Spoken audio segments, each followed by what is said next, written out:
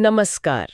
आज हम रायपुर से जुड़ी कई तरह की खबरों और जानकारियों पर बात करेंगे। जी। अपराध है, राजनीति है, रोजमर्रा की दिक्कतें भी हैं और कुछ अच्छी पहलें भी हो रही हैं। हाँ, काफी कुछ है चर्चा के लिए।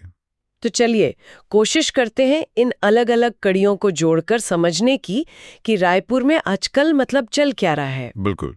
शुरुआत शायद थोड़ी गंभीर खबरों से करनी पड़ेगी। कुछ आपराधिक घटनाएं सामने आई हैं। हाँ, वो काफी परेशान करने वाली हैं। एक तो वो सूटकेस में मिली लाश का मामला है। महिला की शनाख्त भी नहीं हो पाई है अभी तक। जी, और दूसरी तरफ वो इंस्टा फ्रेंड वाला केस जिसमें माँ बेटे की हत्या का आरोप है। हाँ, और उसमें तो अब उसके चचेरे भाई को भी गिरफ्तार किया गया है ना। जी हाँ, बिल्कुल। ये घटनाएं वाकई सोचने पर मजबूर करती हैं। और सिर्फ यही नहीं, अपराध की और भी खबरें हैं शायद। हाँ, कई हैं। जैसे दिल्ली के एक ठग की गिरफ्तारी हुई। वो क्या कहते हैं, अकाल मृत्यु का डर दिखाकर लोगों से पैसे ऐंठ रहा था। अच्छा।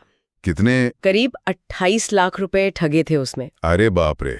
फिर वो चिल्पी सीमा पर कार से करीब 40 लाख की चांदी पकड़ी गई। अच्छा, तस्करी का मामला लगता है। हाँ, और कुरूद के चंडी मंदिर में भी तो चोरी हुई, लगभग 22 लाख की। वो भी तब जब सीसीटीवी कैमरे लगे हुए थे। जी हाँ, तो ये सब मिलकर कहीं ना कहीं शहर की जो सुरक्षा व्यवस्था है उस पर सवाल तो उठाते हैं। सही बात है। और देखिए, एक सूत्र में सचिन पायलट का जिक्र भी है। वो कह रहे थे कि छत्तीसगढ़ में कानून व्यवस्था की स्थिति ठीक नहीं है, हालांकि वो उनका अपना आकलन है।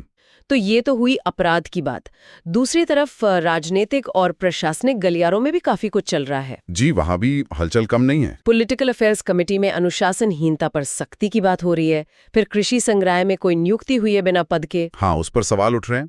और उधर बिरगांव की जो स्वास्थ्य अधिकारी हैं, उन्हें लापरवाही के आरोप में सस्पेंड कर दिया गया है। अच्छा, तो ये सब क्या दिखाता है? मतलब कोई बड़ी प्रशासनिक चुनौती है? ऐसा लग तो रहा है। यह अलग अलग मामले हैं, लेकिन कहीं न कहीं प्रशासनिक स्तर पर कुछ खींचतान या शायद काम करने के तरीके में कुछ कमियां ये दिखाते हैं। इसी से जोड़ के देखिए, वो वाणिज्यिक कर विभाग में 17 अधिकारियों का तबादला हुआ है। हाँ, वो भी खबर थी। और बस्तर यूनिवर्सिटी की भर्ती प्रक्रिया में भी तो मनमानी के आरोप लगे हैं।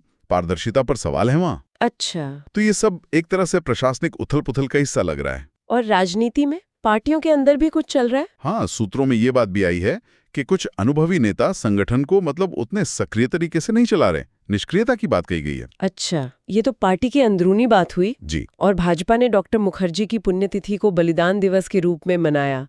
ये भी एक राजनीतिक गतिविधि है। और वो नकटी में विधायक कॉलोनी के लिए जमीन अधिग्रहण का भी तो एक मामला था।